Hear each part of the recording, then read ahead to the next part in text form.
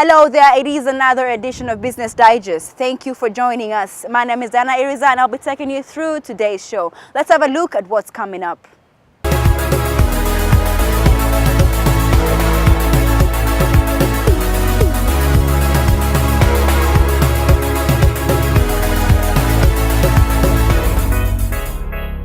The central bank has announced that its projections still indicate that Rwanda's economy will grow by at least 7.8% during this year of 2019. The bank officials say key to this growth will be the financial and insurance sectors. BNR's quarterly financial stability report notes that the 8.6% growth registered last year was influenced by agricultural, service and industrial sectors that grew by 6, 9 and 10% respectively, and that this year projections remain that the economy should grow by 7.8%. Commercial bank profits hit 16.1 billion Rwandan francs during the first quarter of this year compared to 9.2 in 2018, and loans to the private sector rose from 16.2 to 24.9%. The value of the Rwandan franc rose by 5% compared to 4% last year, but the trade deficit, especially in the construction sector, has continued to be a problem. The matter of how banks auction off property to recover bad loans has also been found to need addressing, with property greatly undervalued during the auctioning. Thank you so much, sir, for taking the time to have an interview with Business Digest. Now, it is obvious that the dollar has skyrocketed against all the other currencies, including the Rwandan franc. Now, what are the measures that are being taken up to ensure that depreciation is being controlled, not only in the exchange market, but also in the commodity market, in order to avoid inflationary outcomes? Yeah, thank you. I don't know that I would term it really skyrocketing. Yes, there's been depreciation, but even globally, it's not that really a big deal as such. So, but when you look at our domestic exchange market, we've been depreciating moderately. Like last year, we had a 4% depreciation. As I said, this year we expect a depreciation not exceeding 5%, and this really linked to our external trade numbers. When you look at our exports, because of the reduced commodity prices, we expect to see our exports growing negatively, and that will affect our trade balance, because we see import bill going up because of the big investments we're having, especially in construction. So the measures taken, one is let me say, we don't see that as a big challenge in terms of saying that the exchange market has gone out of this way, that therefore we need to use any conventional methods to control it. No, I think we just keep order in the market, the exchange market, and we let the demand and supply forces manage the pricing.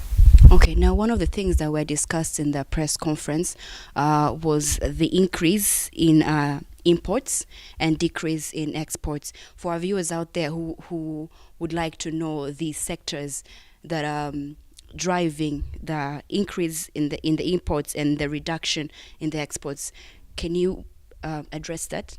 Yeah, I think the main, as I said, the main drivers in this increase of our imports is construction materials, because we have big projects going on. Then the intermediate goods, especially for industrial consumption. This is where we see a big increase in the import bill, and plus petroleum products. But petroleum products, we are also re-exporting that, so that contributes on our exports as well. And on the exports, the main contributor to the decrease is the commodity price, the commodities we export, mainly coffee, tea and the minerals. That has contributed to the reduction in the export bill. And this is mainly because we had a big increase in 2017 of our exports. And so we are coming from a very high export base, and that is therefore counting into this reduction we see.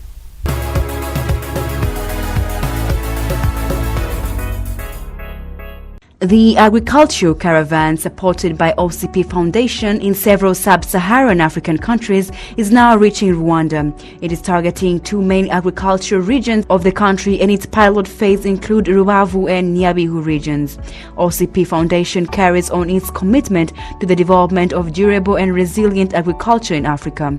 Following the implementation of the agricultural caravans in Togo, Madagascar, Burkina Faso and Ethiopia, OCP Foundation launched a new one in Rwanda. The objective is to complete a soil fertility map for a pilot zone in the country by December 2018. No less than 50 hectares will be mapped, collecting 500 soil composite samples to be analyzed. Data obtained from these surveys will serve to implement the soil fertility map expert system for crop fertilizer recommendations. Rwandan farmers are hindered by a lack of sufficient knowledge concerning their soil content and the fertilizers they should use. That is what this project will seek to address, along with another that will soon be launched to do with the mixing of fertilizers. The launch of this caravan illustrates the partnership initiated between the Rwanda Agriculture Board and OCP Foundation. This partnership aims to strengthen the technical capacities of the Rwanda Agriculture Board agronomists in soil fertility, crops fertilization, fertilizers, quality control and geographical information systems applied to soil fertility mapping.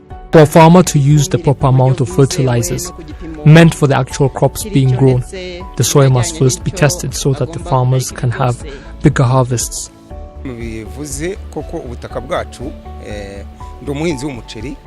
I am an agronomist specializing in rice production. We sincerely need to carry out the soil mapping project. I believe that in order for farmers like me to have bigger harvests in the agriculture projects, they need to carry out testings of the soil. We request the government to give us their support in this activity. Gupimisha ubutaka leta idufashije tugapimisha bwa butaka tukabona uburyo bw'iyo fumbire dukoresha tukamenya ngo ikana turacyafite ikibazo gikomeye ubu kugeza kuri uyu munsi ubutaka bwacu. We're still facing a lot of issues in agricultural activities. We lack the right amount of fertilizers to grow our crops, but we are thankful to our guests for sharing their expertise on agriculture and soil fertility.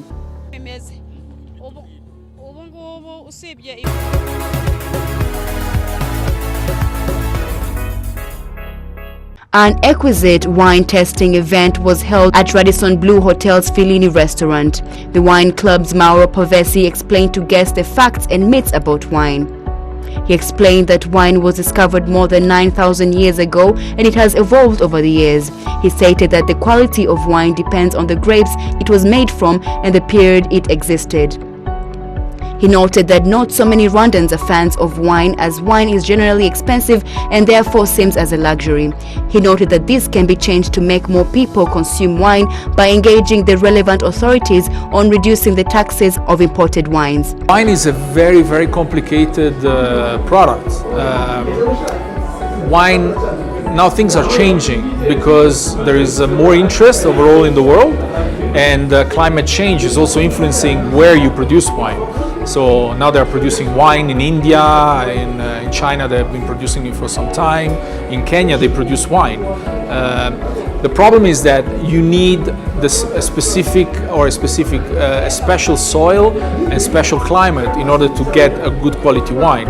So you need winter. So that's why, for example, in Africa, wine is mainly produced in South Africa, in the Cape region, or in the north of Africa, in the northern part of Morocco, even Algeria or Egypt. So here it's too hot. It would be very, very complicated. So I know that there is some wine, what they call wine, and I think in Rwanda people very often make a mistake when they think about wine, because they refer maybe to beer or something that it's still fermented like wine, but it's not really what we mean by wine, which is grape juice fermented into wine. It's a different thing. Pavesi noted that many wines are healthy, therefore Rwandans should be open-minded about trying them out. He also explains that wines differ in taste and alcohol level depending on the time they were made and the countries of origin. He also explained that Italy is the largest producer of wine in the world, with countries such as Argentina and Australia, among others. So here with this tasting, we try to get more people to understand wine, what it is about, what kind of grapes, where they come from, what are the differences. And every time there is a lot of curiosity, a lot of new questions about why is it like this, why is it like that, what's best. And it's always very interesting to hear these questions from different people because they have a different approach to wine. Last question. Yes. Produce wine if you bring wine from outside in bulk and you bottle it here. But making wine locally, it's very difficult because, for example, you need the winter time. So the plants need the winter to go to sleep, to hibernate for a few months, so that they can rest and produce better grapes when the spring comes out. Here, it's very difficult. It's impossible to reach that. So I don't know if they grow grapes actually. When you talk about wine made locally, it's probably juice from other types of fruits fermented. So the fermentation is the process that transforms sugar contained in the juice into alcohol, and that's what happens with it happens naturally. But to make a good wine, you really need good grapes and you need good technology, which is costly, and also the investment, it's not an investment that you do now and recover within a year. You need to plant, you need to have the land, you need to maybe have barrels where you keep wine for a year or two. So also financially, it's not easy to start a new business in wine. And a lot of people in Europe or in South Africa have failed. Because it's nice, people have some money and they say, okay, let me make wine, but it's a tough business and you're competing with the world, so it's not easy.